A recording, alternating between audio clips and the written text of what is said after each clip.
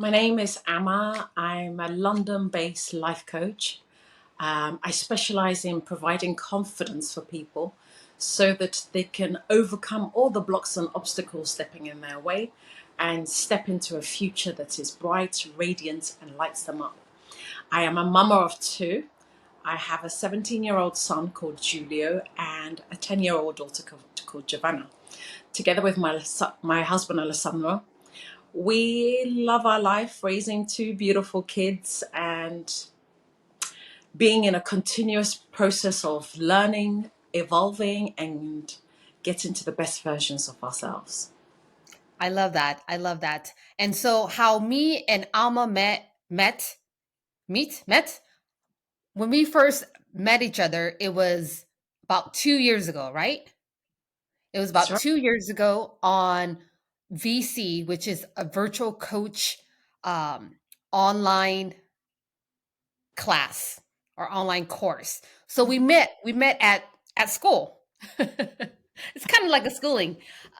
And so that's where our relationship started, and that was just the beginning of our friendship. And fast forward 2 years later, here we are now. And what I want to ask you and talk to you about is trying new things. Mm. Just like us taking the chance to try out virtual coach was something new to us. What else in life have you tried something new, and how does that boost or up level your confidence? That's a great question, Rosie. And I love that we met each other through schooling. The friendships that you make while you're learning something new is deeper than any other friendship. Especially as we get older, we meet people in all different circumstances. But when you come together for learning and knowledge and applying that knowledge and wisdom, the friendship is very special. And I really appreciate what you and I share together. So you asked me, what am I learning new? I am always learning something new, Rosie. On a weekly basis, I would say I have a massive passion for food. Food is my major love language, and I'm always searching for new recipes, new ways to express my love through food, either in presentation, in flavor, in nutritional explosion of energy, whatever it is that I want to achieve there. On a weekly basis, I'm also trying new classes at the gym, new exercises, new weights, new techniques to build strength, resilience, whatever it is that is a focus or priority for me at that time. And as a mama, you're always learning something new. Every day I'm learning something new about myself, about my children, about the world that we live in, and trying to navigate and lead and support my children with this new knowledge and wisdom to help them also to grow to become curious, adventurous, who will go out in this world with confidence. Yes. And especially when we're trying something new, we're always every all the time. I feel like we are trying something new, as in, like you said, recipes. Um, for me, when I think of trying something new, there's a little I get a little nervous before trying something new. Or maybe even just thinking about, "Ooh, I want to try this," right? Like my husband, he's like, "You talk, but it's like he's like, let me see you do." Because I've been talking about, oh, I want to do, like, join a pickleball tournament. And I was like, oh, instead of um, I always like, oh, let's do it, let's do it, let's do it. But then I don't do it. So Yeah. yesterday, um, I'm in this like humble pickleball club for our area here, and there was an like lady there was looking for a partner to play in this tournament, a women's double. And for me, I was scared because I was like, I want to do this so bad, but I don't really know how to play this game. Like, I play this game, but I don't really know the rules, how the real people play it. I play just with my family, and we don't really play by the rules because we don't know really the rules. Yeah, So for me, it sparked that interest, right? Because I want to do this, but I was scared. Like I can. it was a little bit of like, oh, dude, I'm scared. So I'm over here talking to my husband, trying to get some reassurance from him, and he's like, dude, you've been talking about this. All you do is just talk, talk, talk, talk. He's like, just do it. So I finally had the courage to send that lady a DM and say, hey, I'm interested, but I'm a beginner. Would you play with me? That's the best to be a beginner, Rosie. But you said you're scared. Can I ask you, what were you scared of? Because this is a new community of people that I don't even know this lady or the people in this group. So for me to be like a newcomer in like a new space is like intimidating because I don't know the rules. I haven't played with I don't know them. So for me is yeah, that's a great question. I'm Well, scared. you touched on something very important there, Rosie. Human beings, one of our biggest drivers is certainty. And that's why a lot of us stay stuck and not move forward or try new things because of the fear of the unknown and stepping Yeah. into unknown territory. So I completely get that. I resonate with it. Um, Something that I'm scared of doing, but I'm inviting myself to do it, is to be able to feel all my feelings, Rosie. Obviously, I don't need any motivation or inspiration to feel joy, happiness, all the positive feelings. But recently, I've been exploring and allowing myself to feel some of the sad emotions that sometimes we push away or numb Mm, away, hide. So, as you know, Rosie, I lost my dad a year ago, and I still experience waves.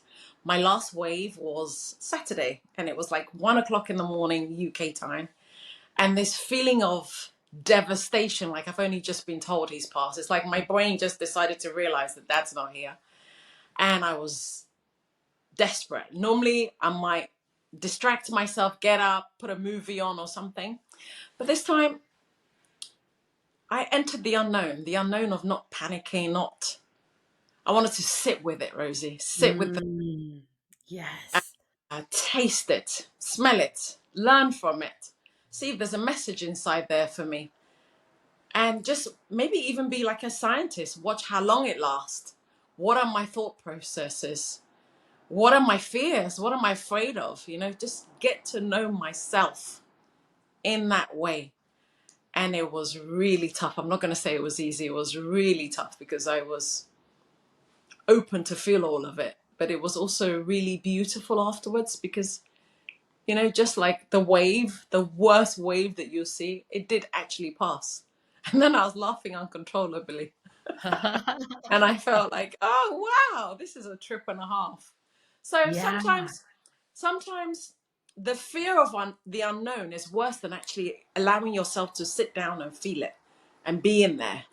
So the lesson that I got out of that was I have to not run away from some of the big waves. Maybe it's what's going to push me to my next shores. So it's good. Yes, and I love that you stop and let all those emotions come in. Yeah. And how did that make you feel as a human being to feel all those emotions? The first thing that I noticed is that when I wasn't pushing those emotions away, I actually felt closer to my dad. It felt like he'd got in my bed and he was holding me in a way that any other time, if I'm panicking or trying to escape the feeling, I didn't feel anymore. If I wasn't gonna sound crazy, I'll even say that I think I could smell him. It was that Mm, close. I yeah. think I could smell him, and um, it was just beautiful. It was just beautiful to entertain the idea of life after death, and that our Mhm. loved ones never really leave us. It's just we panic looking for them in the flesh and the physical and the touch, but then it opened my imagination, you know, and it opened my imagination to have a beautiful conversation with my dad. And he made me laugh. He made me laugh. I know things he would have. And we spoke. We had a conversation. Yeah. It was beautiful, and I felt the warmth of his embrace, even in Mhm. my devastation. And it was just nice to get to know that side of me and that side of him. Ooh, I love that because even their flesh is not here. They're still with us. And I love that you had that conversation with your dad to get to know him at a different level, like a Yeah. different like non-physical level. Um and I understand what you said because I had that experience of it's like talking to my dad at a like I can't explain it. Like there's no science to it, but it's just only like felt like what was true to you.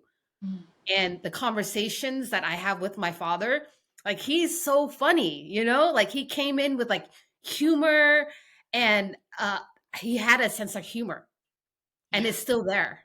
And is just learning to quiet down our mind and actually connect to this frequency of the unseen. Yeah. They're there. But how can you be still and listen? Mm. Yeah. For me also, sometimes we don't want to be still and listen because there's work to do in the stillness. Like there's surrender is work. Still Yes.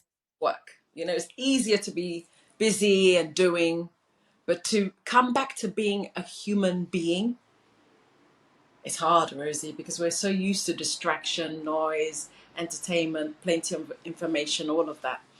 And this is what I learned also. Um, Maybe the parts that I'm escaping is the parts of myself that I haven't forgiven for, Mm. you know. And forgiveness is tough, but we've all got to do it.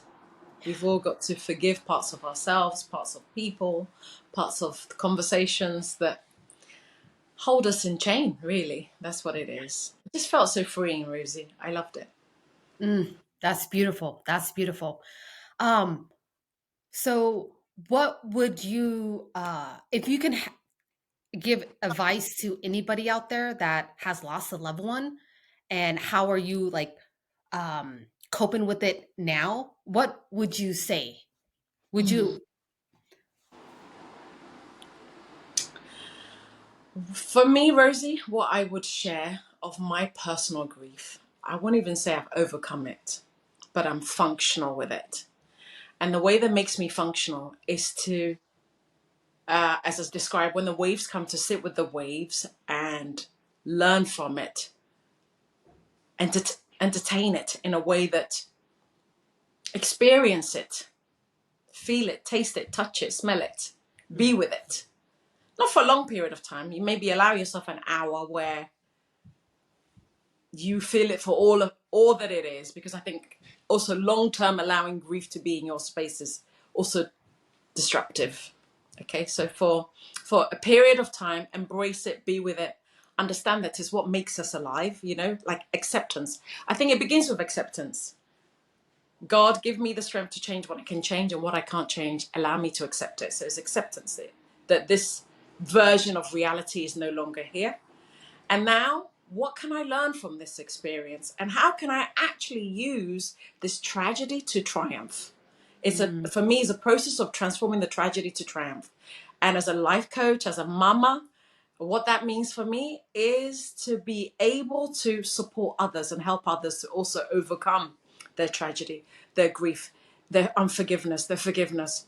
That might look different. It's not like somebody lost their father. Maybe they haven't forgiven a part of themselves for something they did that they thought wasn't right. Or the power comes from teaching people to be courageous. And that means I have to be courageous.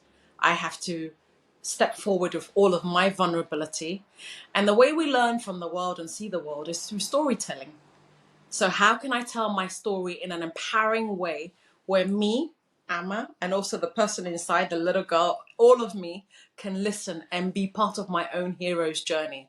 The hero's journey of modern times especially in women, is to be able to say, I hurt, I cry, I get angry, I've got parts of me that's still learning, still discovering, still unraveling, and just to bring all of my humanness, all of my truth, because it's also about truth telling for me.